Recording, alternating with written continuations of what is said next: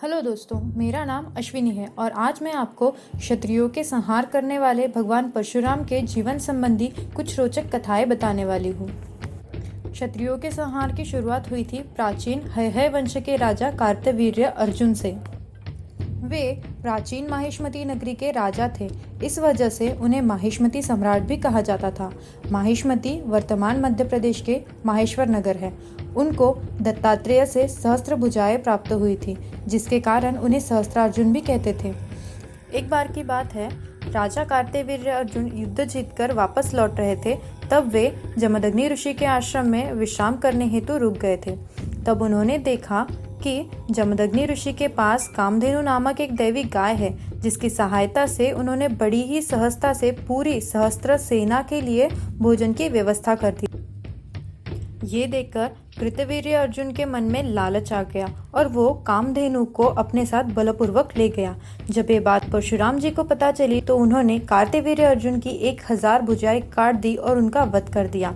अपने पिता कार्तवीर्य अर्जुन के वध का बदला उसके पुत्रों ने जमदग्नि मुनि का वध करके लिया। क्षत्रियों का ये नीच कर्म देखकर भगवान परशुराम बहुत क्रोधित हुए और उन्होंने कार्तवीर्य अर्जुन के सभी पुत्रों का वध कर दिया।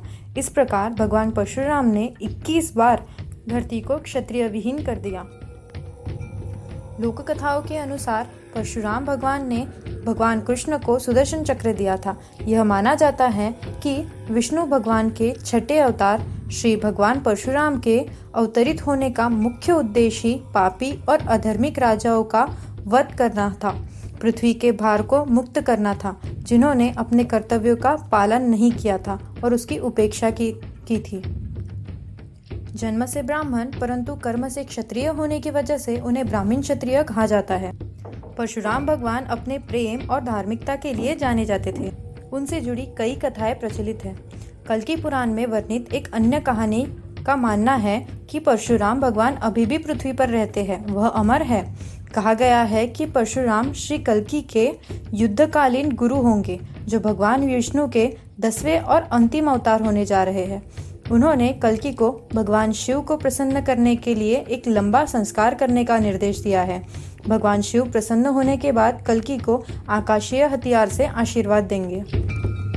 परशुराम भगवान को अमर के रूप में भी जाना जाता है, जिन्होंने समुद्र से लड़ाई लड़ी थी, जो कोकण और मलाबार की भूमि से टकराने वाला था। महाराष्ट्र और कर्नाटक के बीच का क्षेत्र आज भी परशुराम क्षेत्र के नाम से जाना जाता है और गोवा जिले के कानकोन नामक शहर में, जिसे कोकण का ही हिस्सा माना जाता है, परशुराम भगवान का मंदिर स्थित है। तो दोस्तों, आज का हमारा वीडियो आपको कैसे लगा हमें ज़रूर बताइए, और अगर आपको ये पसंद आया तो इस वीडियो को लाइक और हमारे चैनल को सब्सक्राइब करना न भूलें।